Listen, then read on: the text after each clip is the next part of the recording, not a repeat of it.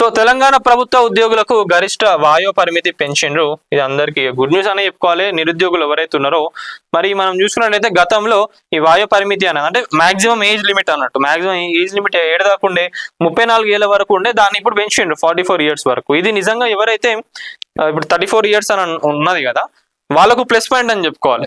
ఎందుకు అంటే గతంలో కూడా కొన్ని ఆలస్యాల వల్ల ఆ ఏజ్ దాటిపోయినాక వాళ్ళకి ఛాన్స్ ఉండదు కదా.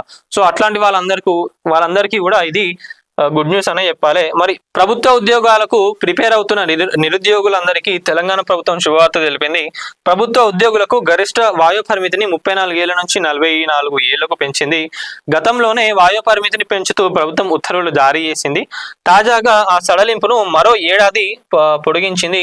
ఈ మేరకు తాజా జీవోను జారీ చేసింది. ఈ వాయు పరిమితిని సడలింపు ప్రత్యక్ష ఉద్యోగ నియామకాలకు వర్తిస్తుందని ప్రభుత్వం తెలిపింది. అయితే యూనిఫామ్ సర్వీసులకు సడలింపు వర్తిస్తుందని పేర్కొంది. ప్రభుత్వ తాజా నిర్ణయంలో లక్షలాది మందికి ప్రభుత్వ ఉద్యోగ పరీక్షలను రాసేందుకు అర్హత లభించే అవకాశం ఉంటుంది. ఇది మరి మొత్తానికి అయితే అదే అంటే గుడ్ న్యూస్ అనే చెప్పుకోవాలి. మరి దీనిపైన మీరేమనుకుంటారు అనేది ప్రతి ఒక్కరు కామెంట్లో తెలపండి.